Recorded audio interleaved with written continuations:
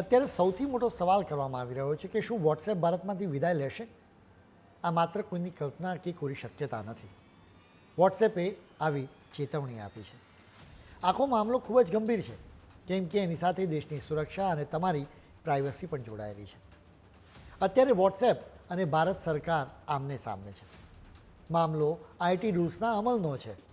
આ જ લીગલ લડાઈમાં વોટ્સએપે દિલ્હી હાઈકોર્ટમાં જણાવ્યું છે કે જો તેને મેસેજીસના એન્ક્રિપ્શન તોડવાની ફરજ પાડવામાં આવશે તો એ ભારતમાં નહીં રહે. આ આખી લડાઈ જાણવા માટે સૌથી પહેલાં એ જાણવું જરૂરી છે કે કયા નિયમને કારણે આ લીગલ લડાઈ છે અને મેસેજીસના એન્ક્રિપ્શન તોડવું એટલે શું. ફેક ન્યૂઝ કે અફવાઓ ફેલાવાથી દેશને નુકસાન થઈ શકે છે. એટલે જ આવી પોસ્ટ કે મેસેજ સૌથી પહેલાં કોણે મોકલ્યો એ જાણવું જરૂરી છે. આઈટી રૂલ્સ મુજબ જો અદાલત આદેશ આપે તો વોટ્સએપ કે સોશિયલ મીડિયા પ્લેટફોર્મ્સ એ જણાવવું પડે કે સૌથી પહેલો મેસેજ કોણે મોકલાવ્યો હતો. વોટ્સએપ કહે છે કે અમે આ નિયમનું પાલન નહીં કરીએ. મેસેજ કોણે મોકલ્યો એની માહિતી અમે નહીં જ આપીએ. વોટ્સએપના વકીલ તેજસ કારિયાએ હાઈકોર્ટને કહ્યું કે પ્રાઇવસીના કારણે જ તો લોકો વોટ્સએપનો ઉપયોગ કરે છે. એના પર messages end to end encrypted હોય છે. એન્ડ ટુ એન્ડ એન્ક્રિપ્શન એટલે સેન્ડર અને રિસીવર સિવાય કોઈ પણ આ મેસેજીસ વાંચી ન શકે. વોટ્સએપના end to end encryption signal protocol use કરે છે, જેના લીધે થર્ડ પાર્ટીઝ અને વોટ્સએપ પોતે મેસેજીસ કે કોલ્સ એક્સેસ ન કરી શકે. તેમણે એમ પણ કહ્યું હતું કે જો અમને આ એન્ક્રિપ્શન તોડવાની ફરજ પાડવામાં આવશે તો પછી અમે ભારતમાંથી વિદાય લઈ લઈશું. તમે વોટ્સએપ પર રોજ ઢગલાબંધ મેસેજીસ મોકલતા અને મેળવતા હશો. તમને ક્યારે સવાલ થયો છે કે તમે જેને વોટ્સએપ મોકલવા માંગતા હોય તેને જ પહોંચે છે અને એ સિવાય બીજા કોઈ વ્યક્તિને શા માટે મેસેજીસ જોઈ શકતી નથી? હવે અમે એનું સિક્રેટ પણ કહીશું. તમે વોટ્સએપ પર કોઈ મેસેજ મોકલો છો તો એ મેસેજ એક સિક્રેટ કોડમાં કન્વર્ટ થઈ જાય છે. આ કોડ એક પઝલ જેવો હોય છે. આ કોડને તમે અને જેને મેસેજ મોકલાયો હોય એ બે જણ જ ઉકેલી શકે. તમે જે મેસેજ મોકલ્યો હોય એ સિક્રેટ કોડમાં કન્વર્ટ થઈને સામેવાળી વ્યક્તિ પાસે પહોંચી જાય. મોકલનાર અને મેળવનાર બે જ જણ પાસે એને ઉકેલવાની ચાવી હોય. એટલે સામેવાળી વ્યક્તિ એ સિક્રેટ કોડને અનલોક કરે અને તમારો મેસેજ વાંચે. આ એક બોક્સ જેવું છે જેની ચાવી ધારો કે તમારી પાસે અને સામેવાળી વ્યક્તિ પાસે હોય. તમે બોક્સમાં કંઈક મૂક્યું, એ પછી સામેવાળી વ્યક્તિએ બોક્સમાંથી એ વસ્તુ લઈ લે. હવે ધારો કે વચ્ચે બીજા કોઈના હાથમાં એ મેસેજ આવી જાય તો મેસેજ સિક્રેટ કોડમાં ફેરવાઈ ગયો હોવાના કારણે એ વાંચી કે સમજી ન શકે. આ આખી પ્રક્રિયા ઓટોમેટિક હોય છે.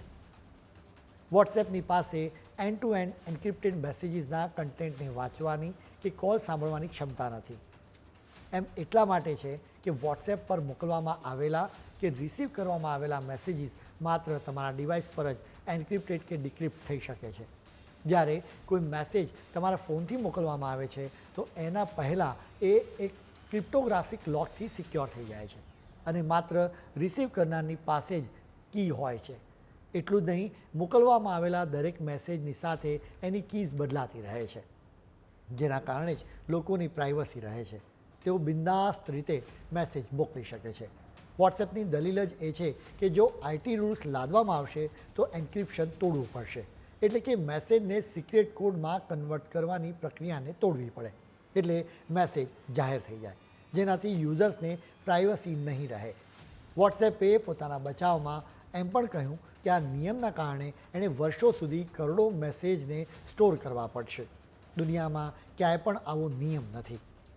જો કે અહીં સમજવું જરૂરી છે કે દેશની સિક્યોરિટી અને લોકોની સેફટીને ખતરો કે કોઈ ગંભીર અપરાધનો મામલો હોય તો જ કોર્ટ વોટ્સએપને કહેશે કે પહેલો મેસેજ કોણે મોકલ્યો એ કહો. અત્યારે વોટ્સએપ જૂઠાણા અને ખોટા પ્રચાર કરવા માટેનું એક મીડિયમ બની ગયું છે. ઓરિજિનલ મેસેજ કોણે મોકલ્યો એ જાણવું ખૂબ મુશ્કેલ હોવાના કારણે જ દેશ વિરોધીઓને પણ મજા પડી જાય છે. બલકે વોટ્સએપ પર એટલા ખોટા મેસેજ ફેલાવવામાં આવે છે કે વોટ્સએપ યુનિવર્સિટી તરીકે બદનામ છે. ક્યાંય પણ કોઈ ખોટી વાત કરતું હોય તો તેને વોટ્સએપ યુનિવર્સિટીનો સ્ટુડન્ટ કહેવાય છે. જો કે દેશ અને દેશના લોકોને બંનેને આવા ખોટા પ્રચારથી ખતરો છે. કોરોનાની મહામારી દરમિયાન વેક્સિનથી લઈને ઉપચારો સુધી જુદા જુદા મામલે ખોટી માહિતી વોટ્સએપથી જ ફેલાવવામાં આવી હતી. વોટ્સએપથી બે સમુદાયની વચ્ચે તણાવ સર્જવાની પણ કોશિશ કરવામાં આવી છે. જેમ કે વખતો વખત જોવા મળ્યું છે કે વોટ્સએપ પર મોબ લિન્ચિંગની ઘટનાના ખોટા વિડીયોઝ બતાવાયા છે. ચૂંટણીમાં પ્રચારની સાથે વિરોધી નેતાના ખોટા પ્રચાર પણ ખાસ ફોકસ કરાય છે. ખોટા મેસેજીસની શરૂઆત વોટ્સએપથી જ થાય છે. એ પછી એ મેસેજીસ સોશિયલ મીડિયા પર આવે છે. ઓથોરિટીનું ધ્યાન જતાં એ મેસેજ હટાવાય છે. જો કે ત્યાં સુધી મોટી સંખ્યામાં લોકો વોટ્સએપ પર એ ખોટો મેસેજ જોઈ શક્યા હોય છે. વોટ્સએપની વિરુદ્ધ અદાલતમાં ઇલેક્ટ્રોનિક્સ અને આઈટી મંત્રાલય પણ દલીલ કરી રહ્યું છે કે વોટ્સએપ ભારતીયોના બંધારણીય અધિકારનો ભંગ કરે છે. આ કયા અધિકારની વાત કરવામાં આવી રહી છે એ જાણવું પણ ખૂબ જરૂરી છે. મંત્રાલયનું માનવું છે કે કોઈપણ ભારતીય વિવાદ કે કેસમાં ફસાય તો એનો ઉકેલ મેળવવાનો તેને અધિકાર છે. હવે ધારો કે કોઈ કેસમાં કોઈ વોટ્સએપ મેસેજ મહત્ત્વનો પુરાવો હોય તો એ સૌથી પહેલાં કોણે મોકલ્યો એ જાણવું ખૂબ જરૂરી થઈ પડી છે. એ ખબર પડે તો જ એ કેસ ઉકેલાય.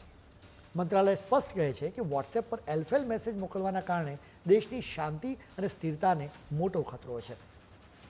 આપણે તો આશા રાખીએ કે વોટ્સએપ દેશમાં રહે અને સાથે આપણા દેશના આઈટી રૂલ્સનો પણ અમલ થાય.